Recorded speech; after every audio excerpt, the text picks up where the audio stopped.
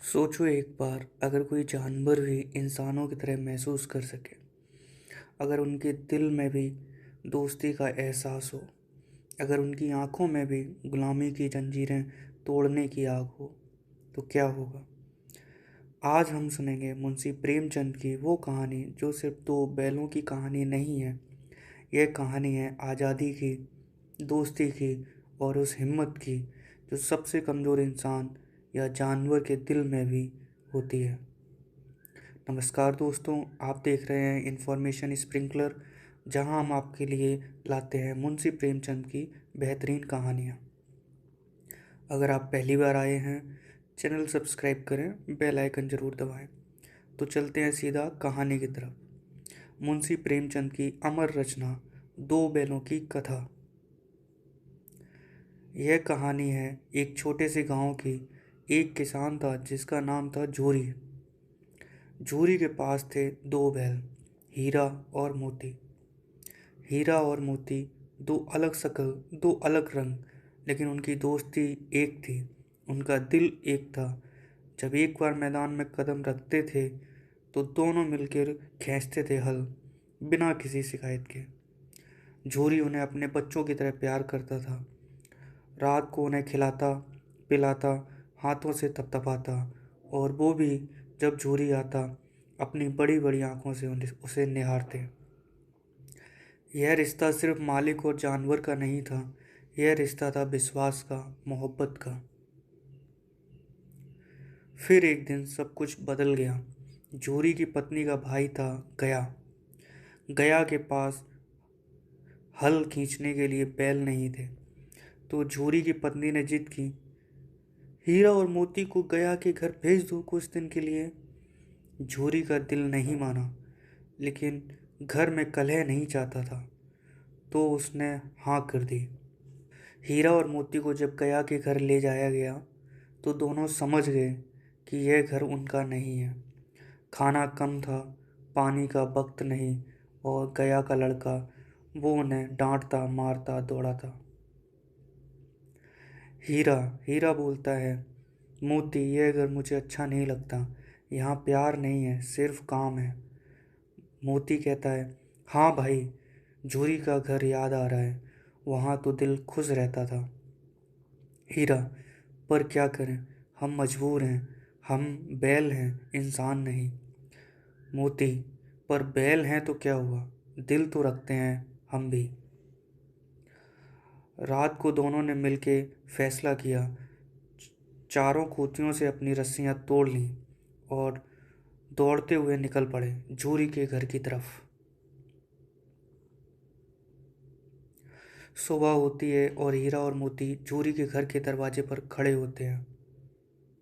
झूरी उन्हें देख के खुश हो गया, उन्हें गले लगाया, उन्हें अच्छा चारा दिया। पर झूरी की पत्नी वो नाराज थी। ये कमबख्त वापस आ गए, इन्हें गया के घर भेजो, वहाँ काम नहीं करते, भाग आते हैं यहाँ। झूरी के मुंह से एक बार फिर हाँ निकल गई। इस बार गया के घर ज़्यादा सख्त पहरेबाजी थी। मोटी रस्सियाँ और नाक में नथ डाली गई। मोती गुस्से से बोलता है, हीरा, आज मैंने तय कर लिया है, ये नथ तोड़ दूंगा, चाहे कुछ भी हो। हीरा, सब रग मोती, गलत काम से आज़ादी नहीं मिलती, सही वक्त का इंतज़ार कर। मोती, पर कितना सब्र करें, हमने क्या पाप किया है जो ऐसी सज़ा भुगत रहे हैं। उस रात मोती ने अपना गुस्सा काम में लगाया, गया के लड़के को अपनी नोक से उड़ा दिया। हीरा ने रोक लिया, वरना तो खून ही हो जाता। लेकिन अब दोनों को एक नए कैदी की तरह बांध दिया गया। खाना बस इतना कि जी सके, मरने ना पाए। एक दिन गया ने दोनों को खुले मैदान में छोड़ दिया चराई के लिए। तभी एक कंजरी बैल आ गया, बड़ा ताकतवर, आंखों में आग। वो सीधा हीरा की तरफ लपटा। हीरा ने सर झुका लिया, ह्यूमैनिटी का नहीं, स्ट्रेटजी का। कंजरी बैल ने जोरों से हमला किया, पर मोती कब चुप रहने वाला था। मोती ने एक बार में कंजरी बैल को नोक मारी, इतनी जोर से कि वो पीछे हट गया। हीरा ने दूसरी तरफ से वार किया। दोनों ने मिलकर कंजरी बैल को भगा दिया। हीरा, मोती, आज तूने कमाल कर दिया भाई। मोती, अकेला मैं क्या करता, तेरी वजह से ही तो मैं हिम्मत की। हीरा, यही तो दोस्ती है, अकेले काफ़ी नहीं, साथ में कुछ भी मुमकिन है। उसी खेत में रहती थी गया की छोटी बेटी। वो रोज़ चुपके से हीरा और मोती के पास आती, उन्हें रोटियां देती, प्यार से उनके माथे पर हाथ फेरती। उस लड़की की आंखों में वो प्यार था जो जूरी के घर में था। दोनों ने सोचा, काश ये जमाना ऐसा ही होता।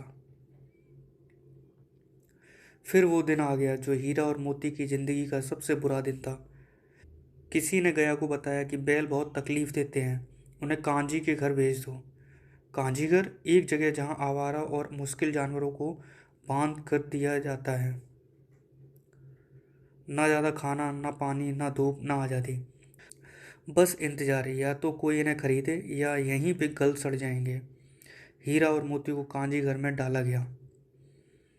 मोती, हीरा, मैं टूट रहा हूँ, खाना नहीं है, पानी नहीं है, कितने दिन और। हीरा, मोती, हार मत, अगले अगर हमने यहाँ हार मानी तो हम कभी आज़ाद नहीं होंगे। मोती, पर ताकत कहाँ से लाऊं। हीरा, उस रात की याद कर जब हम गया के घर से भागे थे, वो चिंगारी अभी भी अंदर है।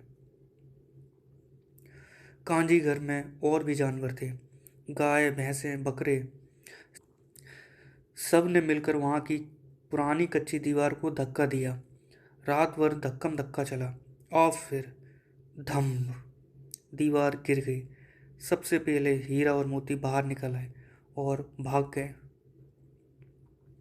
इस बार दोनों ने कोई गलती नहीं की, सीधा रास्ता लिया, झूरी की घर की तरफ। रात का अंधेरा था, रास्ता लंबा था, थकान थी, भूख थी, पर दिल में एक ही धुन थी, झूरी का दरवाज़ा। सुबह होती है, झूरी अपने दरवाजे पर खड़ा था। उसने दूरी से कुछ दिखा, दो आकृतियां दौड़ते हुए आ रही हैं। उसकी आंखें भर आईं।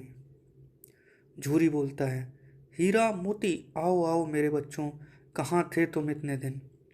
हीरा और मोती ने झूरी के पांव चाट लिए। उनकी आंखों से आंसू नहीं थे, पर उस पल जो था वो सिर्फ महसूस किया जा सकता है, शब्दों में नहीं ढाला जा सकता। झूरी की पत्नी भी बाहर आई। पहली बार उसकी आंखों में गुस्सा नहीं था।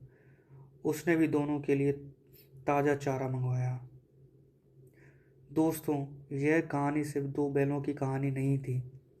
प्रेमचंद ने इस कहानी में छुपाया था एक बड़ा संदेश, गुलामी के खिलाफ आवाज़ उठाओ, चाहे तुम कितने भी कमज़ोर क्यों ना हो। हीरा और मोती, वो दो बैल, हिंदुस्तान की उस जनता का प्रतीक थे जो अंग्रेजी हुकूमत के नीचे भी दबी हुई थी। और उस कांजी घर की दीवार, वो थी जुल्म की दीवार, जो एक दिन गिर जरूर जाती है अगर सब मिल के लड़ जाएं। प्रेमचंद यह भी कहते हैं कि सच्ची दोस्ती में एक की तकलीफ दूसरे की तकलीफ होती है। हीरा ने मोती को रोका, मोती ने हीरा को बचाया, यही है असली दोस्ती। दोस्तों, आज की कहानी दो बैलों की कथा यहाँ समाप्त होती है। अगर यह कहानी आपको अच्छी लगी है तो इसे लाइक करें, दोस्तों के साथ शेयर करें, हमारा चैनल सब्सक्राइब करें और बेल आइकन दबाएं। अगली कहानी बहुत जल्द आ रही है, तब तक अपना ख्याल रखें। जय हिंद।